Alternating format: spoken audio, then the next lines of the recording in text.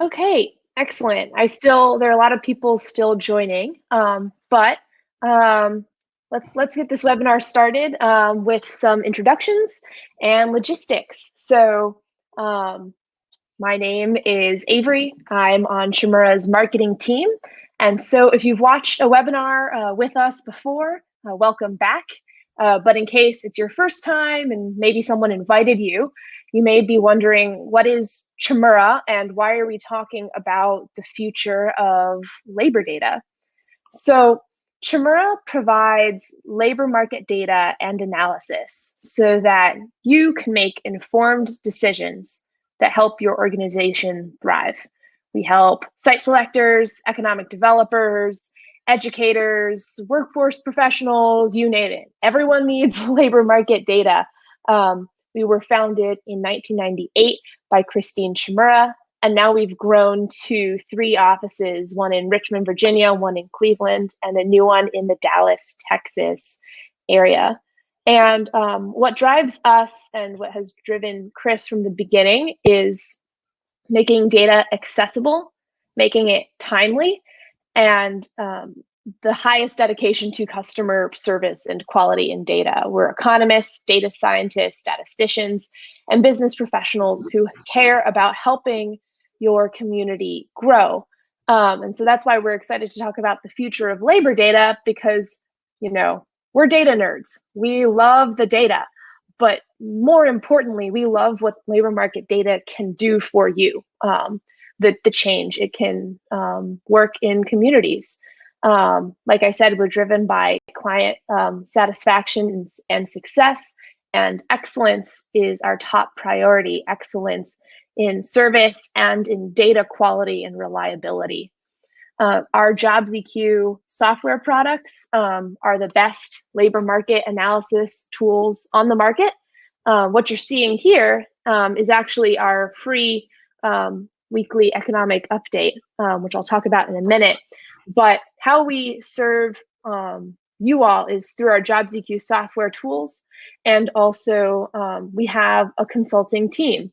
We understand that not everyone has the time or the resources to analyze your own labor market data or analyze, where's the best place for your business expansion. So, or if you need help creating a strategic plan. So if you would like help with all that, Chmura has consultants who can perform that analysis for you. Since the beginning of COVID, we've done dozens of COVID-19 impact studies. And so if that interests you, you can check us out on our website, chmura.com. But we believe that everyone deserves access to high quality economic analysis, which is why we offer a lot of resources for free. We have a blog, we have a podcast. Season 2 is coming out very soon. We have webinars like this one, and also we have what you see on your screen, the weekly economic update. And so that is a publication written by our economists where every week, sent to your inbox, you will get a great national level overview of the economy. So if you don't want to check the news over the weekend, you don't have to. You can just check your inbox and we'll be there. So if you would like to sign yourself up for the weekly economic update, please do. I just posted the link in the chat. You can sign yourself up there. Yeah. So a few logistics before we get into the meat and the heart of this webinar. Please type any questions you have from the chat. I see a lot of people are introducing themselves, which is wonderful. Hi, Robin, Kathleen, Tony, and Marianne. And so I will collect those questions and we will have Mark and Logan, our speakers today, answer those at the end of the webinar. Everyone who registered for the webinar will get a recording and a PowerPoint deck. So now on to our speakers. So first we have, next slide, Mark Hayes. Before joining Chmura, Mark served as the Vice Chancellor for Workforce and Economic Development at Dallas College. He has also served as the Director of Workforce and Economic Development in the Oklahoma State University system. He's worked in an economic development organization, and he's taught at community colleges and research universities. Mark is really passionate that Chmura's labor market intelligence is key to helping people succeed, helping companies grow, and helping communities thrive. And that's why he's joined us. So we're very excited to have him. And today he is joined by Logan. Hi, Logan, who has been an account manager with Chmura for almost 2 years now. And in that time, he's helped hundreds of people understand how JobsEQ by Chmura can help them make informed decisions. And so now that all that is away, again, please put your questions in the chat. And Mark, over to you. Well, thank you very much, Avery, and it is truly an honor to be here with all of you today. Many of you I've met through the years. Some of us have known each other probably longer than any of us would care to admit, but it is great to see old friends. It's great to meet new friends, and it's truly great to be part of an organization like Chmura Economics and Analytics. And I can't tell you enough how much we appreciate you being here and being a participant in this webinar. I want to just lay some groundwork here on the star of the show here is going to be Logan. Logan's going to show you some real-time examples of how many organizations use JobsEQ, what I truly believe is the finest instrument out there when it comes to labor market information, labor market intelligence. And I've always said that, you know, the labor market information is part of it. What you do with it is the intelligence part. And so that's why I think that we're seeing, and this would have happened, has been happening, whether or not there had been a pandemic or not. The fact that of how our economy is changing, how the world of work is changing, how demographics are changing, and how that's going to impact our economy. And the communities, the organizations that are on top of that, that understand that and formulate plans around that, are the organizations and the communities that are going to thrive. I truly believe that, and we are here to help you do that. I want to talk about skills being the currency of the future, and probably the currency of now. When we look at it, you've heard the term skills are the new oil. You know, skills may be the new green economy. It's just amazing how we've seen this shift. You know, when I was in undergraduate school, you know, the word was, when I was in high school, hey, you know, just go get a degree. Didn't matter what it was in, just go get one. The fact that you got it means that you know, you can be set for the job market.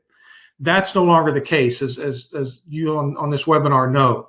You know, I would say that, you know, if you're in a higher education setting, or if you're in a secondary school situation and you're telling kids just go get a degree, doesn't matter what it's in, you are doing a great disservice to those students, because it's got to be about more than that now. You're seeing more and more companies, some big companies out there, Facebook, Google, Deloitte, for example, that Tesla, Elon Musk, you know, moving or building his big plant down in the Austin area. So it's basically, I'm looking at skills. I'm not interested in the degrees. What skills do you have? And so we see all of these things here, these different headlines and comments and quotes that I've pulled from different things that are out there. And the one up there in Forbes in the upper right-hand corner is one that really kind of stuck home with me. It says, employers that get better at recognizing skills will be better positioned to improve both the talent and diversity of their workforces relative to their degree-distracted competitors, and unleash the full potential of their individuals and teams. Now, let me be the first to say, I'm not one here to downplay degrees. I have degrees from research universities, probably like a lot of you on here do. There's absolutely nothing wrong with that. You know, it has served me well throughout my career. But as cognizant as we are of the degrees we possess, we also need to be cognizant of how this economy is changing, how the workplace is changing. So when I talk about employers, and you know, this is not just about employers going to education institutions and say, hey, I need 50 skilled machinists, CNC machinists in my place next Monday morning, send them to me. I've actually had calls like that before when I was in the higher ed business. It truly has to be a partnership among all parties concerned. One organization can't do this. If one organization tries to do this alone, you're going to fail. You have to build coalitions. You have to focus on growth in your community and what it's going to take to do that. So employers, Peter Beard with the Greater Houston Partnership had this quote: "It's essential for employers to effectively articulate the skills desired for a particular role, as well as provide information on how to obtain the skills. Workers are going to have to be technicians at some fundamental level going forward." So it's more than just about theoretical ideas. It has to be about applied ideas. How can you apply what you've learned into that workplace? And education institutions need to take note of that. Digital skills gap exists in industries now deemed essential. Roughly 1/3 of workers in the health and social work sector had limited or no digital skills, for example. So I don't care what business you're in, what your business is, what your company is, you're going to have some form of digital skills. And those vary from very quite simple to more complex digital skills. But almost any job out there anymore is going to have some degree of digital skill competency. So what should employers do? You should codify skills for your industry. I don't mean put them into law, but your industry, you need to act as an industry instead of as an individual employer. What skills does your industry have? What are the foundational skills that are needed for your particular industry? You need to establish ways to validate an employee's skills through apprenticeships, through applied examinations, credit for prior learning, those things that can help people along the pathway quicker. And you must insist that your local education systems, whether they are K-12, whether they are higher ed, teach those skills in the classroom so that students are ready from day one, from walking out the door, ready to go to work, and you don't have to spend the next 6 months training them in things that they should have learned in the education system. And this is why workforce development, economic developers, and educators should care. If you're in secondary or higher education and teaching skills that aren't relevant to the job market, shame on you. If you're in economic or workforce development and aren't doing something about your educational institutions teaching irrelevant skills, shame on you. And if you're an employer or a workforce investment board and allowing tax dollars to be spent on teaching irrelevant skills, shame on you. Now, it begs the question, what are irrelevant skills? That's up for you to define. What may be relevant skills in one community, in one region, may be irrelevant in another. That's why it is so important that you have the labor market intelligence that you need to help define those skills, to see what skills are in demand in your community, in your region, and then act on that information to get something done to make sure that you have a workforce, not only a current workforce, but a workforce in the pipeline that's coming up and can do the jobs that need to be done for your region to thrive. So what can we do? We can realize that digital skills will become more relevant in all occupations. And in order to work toward aligning the skills being taught with the demand in your local labor market, you must understand the foundational supply-demand aspects of that market.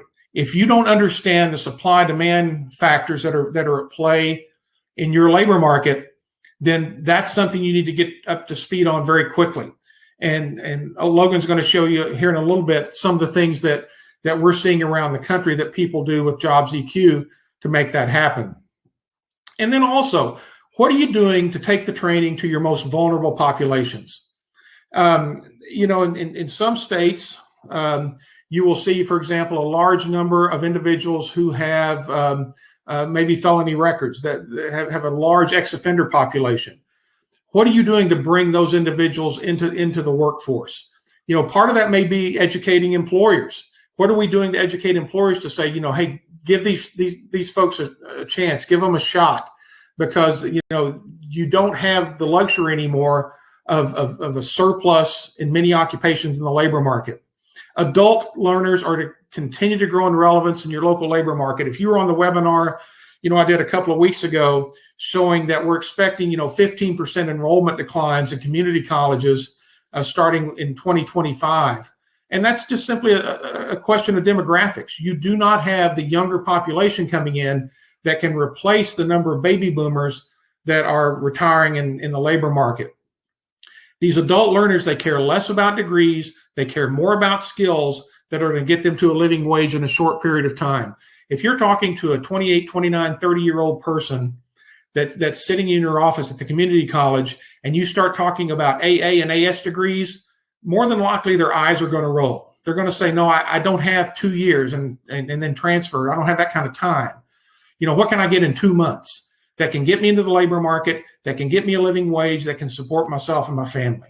So this is the shift that we're seeing. We're seeing people that don't have the time or maybe don't have the desire to go for longer term training. They want short-term training that will get them the skills they need to make a living wage in today's economy. And this is why using job postings, resumes, and skills data will improve your organization's reputation.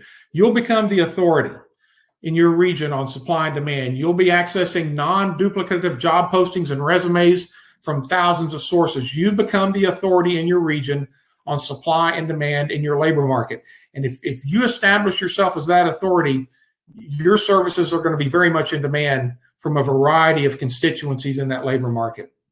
You'll become the go-to expert on skills gaps, both hard and soft. You've heard the old saying, hard skills get you hired, lack of soft skills get you fired. The soft skills are just as important as this, the foundational skills, as you'll hear some people call them. People show up for work on time. Can they work in teams? Can they communicate effectively? Those are the things that many employers consider just as important as those hard technical skills that an individual may possess.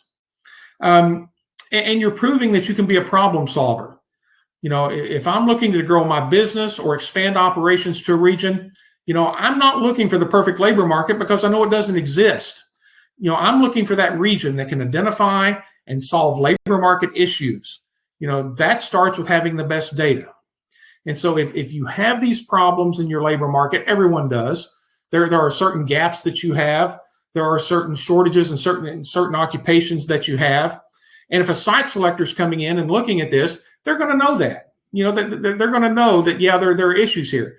The question is not that you have issues, but what are you doing to solve that issue? What are you doing to solve the problem so that if I want to expand my facility or move my 200-employee manufacturing facility to your region, what are you going to do to help me fill those jobs, build a pipeline to keep those jobs filled, and make sure that the people that I'm hiring have the skills that I need in order to make my business successful. So with that being said, I want to turn this over to one of our account managers, Logan Hara, who's just simply outstanding, does a wonderful job for us, and is connected probably with several of you on this webinar, with people all over the country. If you don't know Logan, get to know him. Just a great individual who is a passionate believer in what labor market intelligence can do, and specifically labor market intelligence that comes from the JobsEQ platform. So with that, I'll turn it over to Logan, and he can share his screen, and he's going to give you some real world demonstrations here of what this JobsEQ platform can do for you. Logan? Well, thank you so much, Mark. And I just want to make sure here, can you actually hear me? Because I wanted to make sure my audio is working. I can hear you just fine. You sound good to me. Woo, that's good news. All right. For everybody on the call, that is good news. I tried my audio first and it was squeaking and I was worried, and all is well. So glad to hear. And I just want to say real quickly, Mark, thank you so much for the kind words, and Avery, thank you for kicking this thing off, and wouldn't have any success without the entire team behind us. So thank you. Let me see. I want to make sure I can share my screen here before I kick it off. Okay, Avery, if you want to maybe give me the heads up if you can see my screen. You are good to go. And if people would like to comment in the chat and confirm they can see and hear Logan, then we will be ready to roll. I see yeses from Kathy. Thank you, Kathy. Perfect. Awesome. Thank you so much. And thanks everybody. So what I'm going to show are 4 great tools to, help assess and analyze job postings data, resume information, and the awards that are being given out year over year. And then also the resume data that's, on these resumes, these skills that are showing up on these resumes, and do they match up with the actual demand in the market? So we're going to go ahead and start off with RTI, which is our real-time intelligence job postings analytic, and then I'll follow it up with resume forensics, and then we'll jump into award gaps and then skill gaps. And so I got 4 analytics to show. We'll start with RTI. So we'll take a look at the Houston MSA, and we'll stay on the Houston MSA for the length of my spiel here, right? What you're going to look at here is just this region filter, location display level, time frame, all of this stuff on the right-hand side. Just set this up for your parameters that you want. So, right, so we can, just look at active-only postings. Maybe we want to look at some historical job postings data for the last 30 days, 3, 6, 12 months. If you wanted to go back and grab full calendar year job postings data in any given region and any given time, you can also do that as well. So that's exciting to know if, historical data is still in there, right? So looking at active only postings in the Houston MSA, we got 88,683 total postings. Before I go any further, I'd like to talk about where we're getting this information from. So the good news is that we pull from over 40,000 different job sources. That's a mixed bag of, job sourcing platforms and individual company websites that we pull from directly. So over 40,000, we update it at least once per day. And then we deduplicate all the job postings. So if you got a Home Depot in your area and they're hiring a warehouse manager position, they're probably going to post that position all over the web, not just on the Home Depot website, but everywhere else too. It's going to come back here in the platform as one total posting, so that just know that rest easy that you're going to have a reliable and accurate sense of the demand based on that online job postings number here. And in any given region at any given time, because we deduplicate those postings. So it's not an inflated number. Okay, so of that 88,683 postings, now we can dissect from top to bottom these actual job postings, in terms of what SOC code each job belongs to, right?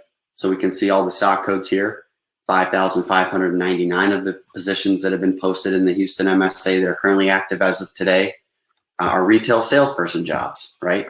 First line supervisors, you can see the quantity of postings all the way down through each SOC code.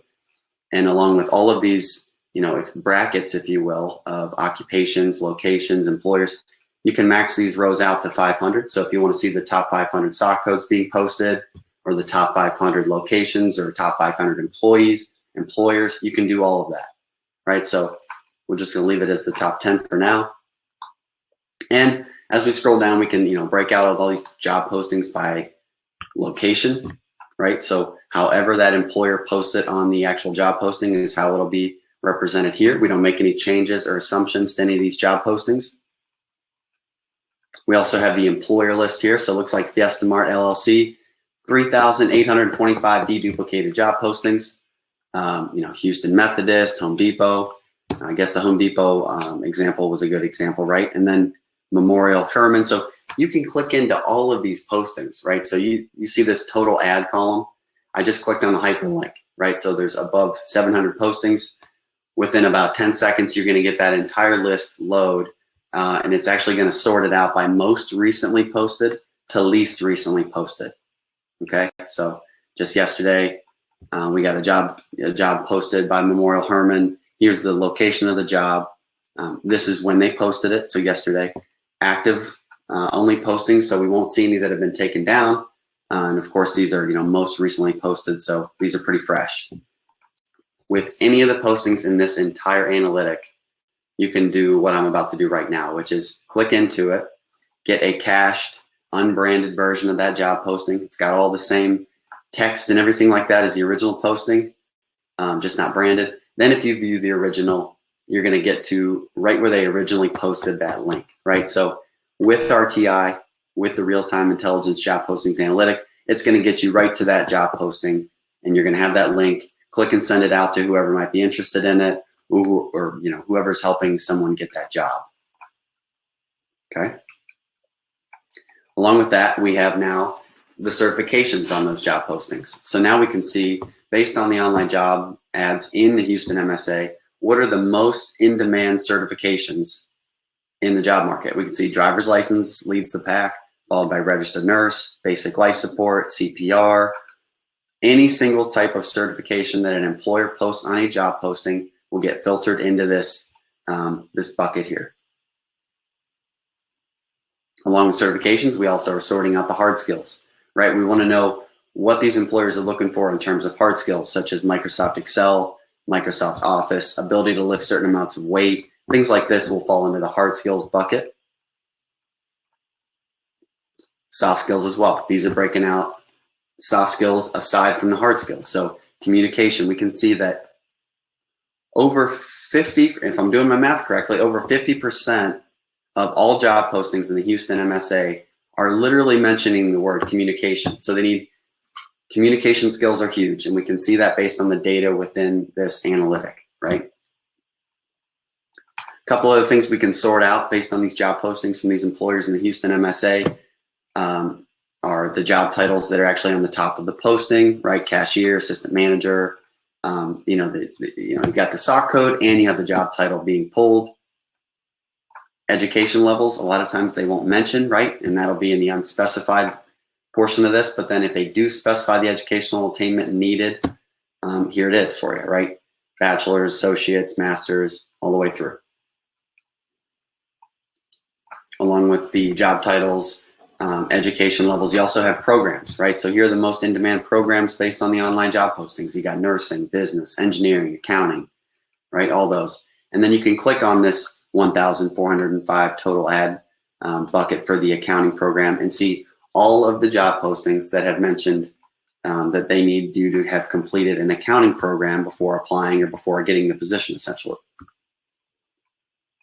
Job types, right? Whether it's a full-time job, a part-time job, temp to hire, whatever it might be, that'll get filtered here, right? And so that's kind of a macro level, and you can just start using the filtering system as you like. So maybe you want to filter out and just look at RN positions. You can click that, add it to a filter, and now instead of looking at 88,000 postings, now we're looking at 3,302 specifically for registered nurses. Maybe we want to just look at Houston Methodist. You can add as many filters as you want. No limitation on the filters, no limitation on the region filters that you can use. If you wanted to add in another MSA or, add a specific county that's just outside of the Houston MSA, that's something you can do as well. Okay. Another thing you can do is you can add, let me go ahead and take off these filters real quick. Another thing you can do, add wage information, average amount of days that a typical job is, posted from start to finish, ads closed, job posting location quotient to find out what that job posting concentration is in any given region compared to the USA average. A lot of different data, sets that you can kind of query in this RTI platform. Something else to know is that you can actually use this free type keyword filter too. So if you want to see all of the active job postings in the Houston MSA that mention the word internship on that posting, within 2-3 seconds you have that number here, and I can click in any of these postings and keyword in internship, and it's every single time, 100% of the time, it's going to show up as a word on the job posting. Okay, that is RTI in a nutshell. Logan, before we move on, we have some questions about RTI. All right, I'm ready. You're ready. Good. What I love to hear. Okay, so Rick asks, what is the best way to translate and use job postings data in rural, sparsely populated communities? Because obviously there are loads of job postings in Houston, but could you maybe show us something smaller, and how would our clients use that? Yeah, of course. For this region filter here, for everybody that's on the call, I assume that probably a majority of the people on the call probably don't live in a big MSA, metropolitan statistical area where it's heavily populated. So just know that, this is a county-based analytic. You can plug in any single county in the United States and run data for it. I'm just pulling a county in Ohio that I used to live in, Trumbull County, more of a rural in comparison to like an MSA area, right? But there's, as long as an employer is within that 40,000 plus different sources that we pull from, we're going to be able to grab their job posts throughout the year as soon as they're posted, and this is going to be updated every single day. So whether you live in a rural area or a heavily populated area or anything in between, RTI will definitely work great for you. We have a lot of clients that are, in cities and also in counties that, have very little population. So you will be in good hands with RTI. What other questions do we have, Avery? Yeah, absolutely. We have a question, another question for you, Logan. So Daniel Chupeo Hanlon asks, when people subscribe to JobsEQ, they subscribe to a specific geography, right? So they get maybe regional data access. Let's say if you had access to like a 3-county region, would you be able to compare your data to the state level data or maybe to the US? What comparisons are available?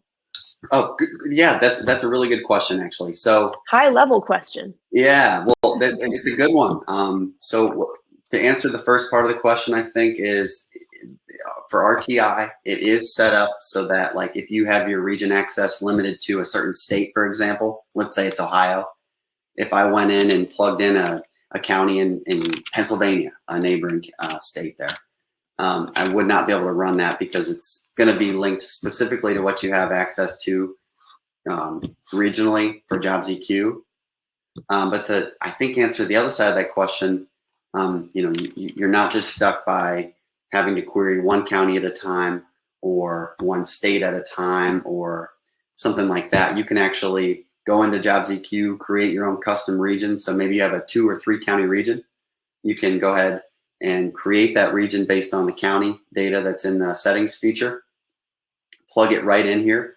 And maybe you named it, 3-county region or something. You could literally type in 3-county region and run data for all 3 of those counties, as long as you saved it.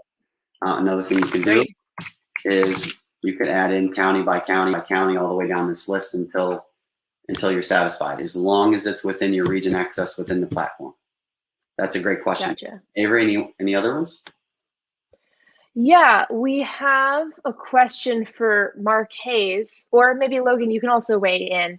This is from Mark Champion, who says, job postings and resumes are only good source data if employers and job candidates speak in terms of skills. I find that both groups lack the ability to express their needs and abilities in terms of skills. And how do we change that? Maybe Mark, you can start. Well, certainly.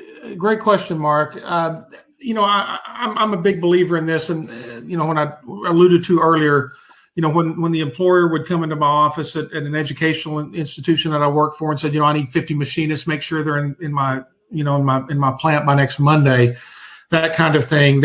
I think there's unrealistic expectations. They're probably on both sides. Now, that being said, when it comes in the terms of skills language, this is something that I firmly believe the employer has to take the lead on. The employer has to let the training providers know this is the kind of jobs I want. These are the kind of skills I need for that job. And those have to be defined out. Now, do they do that in a vacuum? Let's hope not. Because what we want that employer to do is sit down with faculty and sit down and say, okay, here are the skills we want taught. I was at an institution earlier in my career where the employers laid down and said, this is what we want these individuals to learn. And so when the faculty would sit down, they would sit down with the employers and they would come up with the curriculum, the skills language, and basically it was just incorporated all throughout the educational process. But the employers have to take the lead on this. The employers have to tell the education folks, this is what we want. This is what we want taught. They have to take the lead on that. Don't, please, employers that are on this webinar, do not let educators take the lead on this. You know what you want. in your facility, in your operations. You know the kind of skills you want. You have to articulate those. You have to define those. And then you take those to the educational institution and say, this is what we need. Let's work together. Let's get the curriculum designed around these skills, around this language, so that when those students graduate, they walk out the door and they can walk right into our facility and go to work from day one. And I don't have to spend another 6 months training them. So I hope that answers your question. But yeah, I'm very passionate on this, that this is something employers have to take the lead on. Tell us what you want. Okay, great. Thanks, Mark. And Charles, I'm actually talking with our live chat team now on your question. So we'll get back to you later. But Logan, why don't you keep on going? And if people have more questions about our RTI job postings, we can absolutely address them. But I know you have 4 things to show us today, Logan. So yeah, let's roll. Yeah, right back in, and here we go. And thank you all for the questions, and keep them coming, because so far they've all been great, and they're very reasonable and quality questions here. So the second thing I want to go through here of the total 4 analytics I wanted to jump into today was going to be resume forensics. That's number 2, right? And so immediately you pull this up, you see it, and you go, oh, it looks kind of like RTI, right? It is kind of set up like RTI, so it'll be easy to explain. Let's go back to that example we were running. Let's keep our variables the same, I guess, huh? Houston MSA, resume forensics. What are we looking at here? So we have a quantity of 464,943 resumes. This is pulling from over a 6-year time frame ending in 2020 Q4. There's citations throughout the resume forensics analytic if you need it. Updating this monthly. Basically, anybody that has in the last 6 years posted their resume to one of those major job sourcing platforms that we pull from, we're going to be able to have their resume data in here. Now, we're not going to be able to pull up, their actually PDF screenshot of their actual resume, but the data within the resume is within this resume forensics analytic. So you can filter by where people live, work, or went to school. We'll just keep it by, where people live. And so we can start to break down this total grouping of resumes here and find out what's within these resumes. So we can find out what SOC code these applicants belong to. A very popular question that I get during demonstrations with people that have never seen this before is, is this the job that they were trying to get when they applied, or was it the job that they had? It is the latter. So it's the data that's within this is saying that they were currently or most recently a retail salesperson. So 15,909 of the total number here were retail salespeople when they actually applied to whatever position they were hoping to get, right? So the SOC codes are broken out here.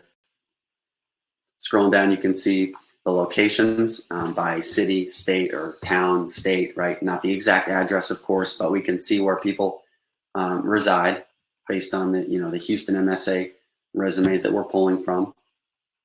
We can see what schools these applicants and resume posters most recently got a degree from, or most recently attended. So University of Houston, Houston Community College. You can see a lot of people within those programs, right? These are the programs that were on their resume when they posted their resume to whatever job that they were looking for, right? So we can see a lot of business admin on their resume, business, accounting, right? If they mention it, it'll show up here. If they mention the award levels on their resume, it'll get filtered here. Of course, if they don't, they'll be in the unspecified bracket. Here's really something that's really cool, in my opinion, too, is just to actually know who these people actually worked for when they applied. So this can either be where they most recently worked or where they currently work, but this is pulling the most recent job on their resume. So, Walmart, HEB, MD Anderson Cancer Center. Here are the job titles on their resume, pretty straightforward there. Security officer, server, medical assistant. Here are the certifications that are actually being posted on their resumes, right? So here's CPR, forklift certified, first aid certification. And again, you can max this out to 500 if you want to see, a list of the top 500 most popular certifications that people actually put on their resume. If anybody's mentioning any sort of hard skills or soft skills, those are going to be pulled from their resume as well. We see sales on a lot of resumes, Microsoft Excel, Office, Word, soft skills as well, right? So kind of looks a lot like the job postings piece, right? Now, something that you might want to do with this is start to, like I did in RTI, start to narrow down and start to use that filtering system to try to figure out, trends and just bulk data and try to figure this stuff out. So like, for example, you could take any one of these occupation codes. Instead of pulling from this list here, I want to show everybody how you can add filters over here. So maybe I want to, instead of registered nursing, maybe I'll say nursing assistant this time. We'll pull the SOC code for nursing assistant. And then what else do we want to do? Maybe we want to pull the nursing assistants that most recently got a degree from Houston Community College. Okay. So now we take that, huge number that we started with, and now we've narrowed it down to 637 people over the last 6 years that have posted their resume to a job posting from one of those job sourcing platforms that we pull from. And here is the data behind those nursing assistants who went and got a degree from Houston Community College, right? And so all of these all of these buckets all stay the same, but now the numbers have changed, right? A lot of them live in Houston. Obviously, that's the school. Here are the programs that were on their resume that they, apparently completed, right? Award levels, all of that resume data will follow as long as you keep using this filtering system. Okay. Another thing I want to get to would be the award gaps. Avery, should I pause? Should I wait? Should I keep going? No, I think award gaps it's actually one of my favorites. I think it's super useful. It's very easy to see very quickly how this would be. Yeah, agreed. Yeah, valuable information for anyone. So let's roll. Perfect. Okay. So award gaps.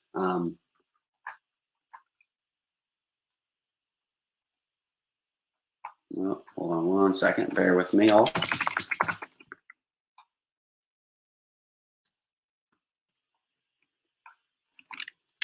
Everybody can watch me now log in. Can Logan remember his password? Oh, he can. Man, Yeah. that's good. That's good that I knew it from the start there. Okay, award gaps. Okay, sorry about that, everybody. So award gaps is going to measure some supply and demand pieces. So let me go ahead and run this query, and then I'll explain what we're looking at. So the region we're looking at, Houston MSA, we're not filtering any specific SOC codes this time. We're grouping everything together. So all of the SOC codes, 2 through 6.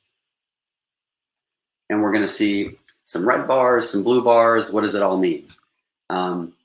There's a supply and demand piece that are important to mention here before I start to go into each of these specific numbers and titles here. So on the supply side, we are looking at all of the 2- and 4-year public or private, post-secondary institutions that are within the Houston MSA, and we total up all of the awards by educational program that were awarded in the 2018-19 academic year.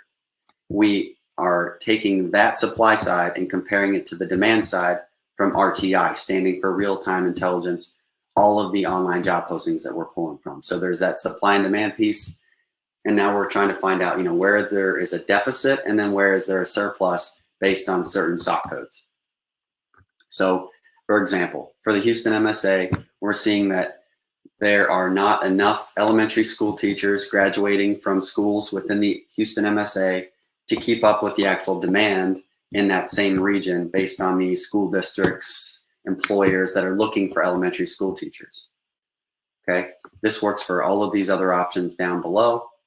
And then on the surplus side, we can see where the Houston MSA take all those post-secondary institutions, This is where they're doing a great job of meeting the demand and then some, right? So maybe some of these people that have graduated and become diagnostic medical sonographers, maybe some of those are going to be, some of those people are going to leave the Houston MSA and find work elsewhere because maybe those positions have been taken, right? So you can kind of see the surplus and the deficit side and make decisions based on that. Maybe you need to review the programs that you're offering, or maybe you're trying to align your curriculum properly, trying to find out where to put your money, where do we invest in this? Do we need to invest in this, specific program more than the other? And, kind of you can do a program by program assessment based on, some of this data, such as the data within the award gaps analytic, right? To finish up here, there's an analytic that looks very similar to the award gaps analytic, and it's called skill gaps. The demand side stays the same. We're still, basing our supply side based off the demand from RTI, the real-time intelligence job postings analytic, pulling from those 40,000 plus different sourcing platforms and individual company websites and all that good stuff, right? Now, maybe we want to take a deep dive into a specific occupation, and we'll stick with nursing assistant. So instead of looking at the Logan, data, yeah, Avery, go ahead. Yeah, we have a question from Robin. So she says, so the supply and demand, are they from different years? Good question. So supply side data, that's award data coming from the National Center for Education Statistics, NCES, come from the 2018-19 academic year. And we're just comparing that off of that. I believe it's that same year's demand, but I don't want to overstep in any way. And how about I come back to, and who had asked that question, Avery? I want to make sure that I get back to them. This is Robin Shannon from West Virginia. Hi, Robin. Wonderful. Thank you, Robin. Yeah, I can check on that. And that's a great question. And that brings up another great point. Anybody who is not a subscriber to the JobsEQ platform at this time, there's going to be questions that account managers like me we just have to jot down, get back to you, and get some expert advice from maybe Greg Chmura, Dr. Chmura, and we'll get back to you on that. But usually we'll get back to you within a business day on that. But that's a great question. We want to make sure, is the supply side lining up with the same demand from the same year? So that's a great question, Robin. We'll definitely get back to you on that. If there are any other questions, Avery, just shout them out. Let me know. But I'll go ahead and keep moving here. So for the skills gap side, we got the demand side coming from RTI, the online job postings. The skills are coming from all of those resumes, from resume forensics, right? So from people that are applying to those jobs through those platforms, we can look at their resume information and compare it to the actual skills demand in RTI. So you can take any occupation, plug it in, find out where there's a lack of skills being posted on resumes or maybe being taught. And so this is an analytic that can be used for program review, curriculum alignment, overall institutional effectiveness strategies. And also it can help people build resumes. It can help, somebody that's looking for a specific job, maybe it's a welder position, maybe it's a police officer position, nursing assistant, anything, any SOC code, type it in, figure out where there is a deficit of whatever type of skills, make sure that those skills are on a resume if you have those skills, because that's going to give you that, competitive advantage over the others that might be applying to that same position that might lack those skills on their resume. So something to think about. I am happy to take any and all questions. I'm going to go back to the All Tools page and I'm going to kick it back to Avery, but I just want to thank everybody, if there aren't any questions, for being with us today and for, looking through these 4 analytics. It's been a pleasure. So thank you all. Yeah, thanks, Logan. So we have an answer to Charles's question earlier, who asked, okay, so you deduplicate job postings, but what if one single job postings has like 5 ads on it? Do we like split those apart? And so I went on our live chat. Our clients should know and love live chat, and we love it too. because there's a lot of smart people in there. So I was talking to Tate and James, and so James says the situation where one job ad has 5 postings, he said that would be viewed as just one job postings, because while job postings are really help you measure hiring, they aren't quite the same thing. One job posting doesn't always equal one job, and it varies by industry and occupation. So Charles, for your example, fast food restaurants are much more likely to have a single posting for multiple positions. And they use that posting to collect an applicant pool. On the other hand, professional occupations are much more likely to have one single opening for one online job ad. So I hope that answers your question. But if you have more questions, I'm sure James in the live chat can get in more detail. So yeah, thank you. And then we have a question from Daniel, Logan, or Mark. Is there a way to add institutional completions data, which like he would have, to supplement the IPEDS data?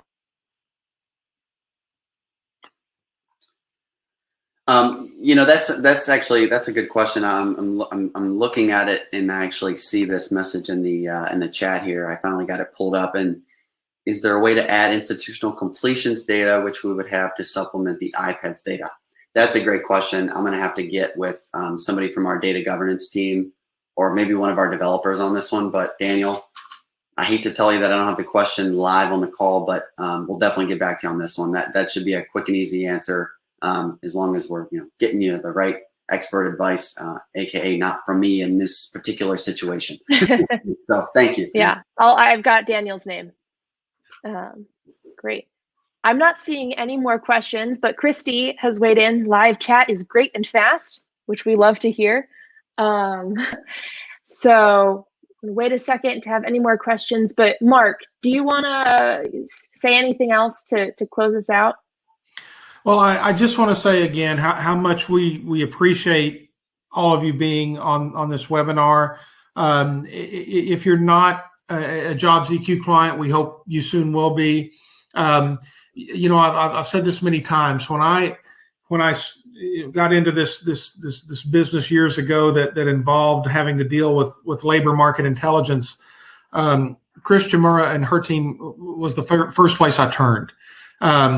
Not only for JobsEQ, but also for consulting studies, the impact in Oklahoma of military bases on small businesses that surround those bases. Chris and her team did a wonderful job for that. And I found that I use JobsEQ on a daily basis for any number of things.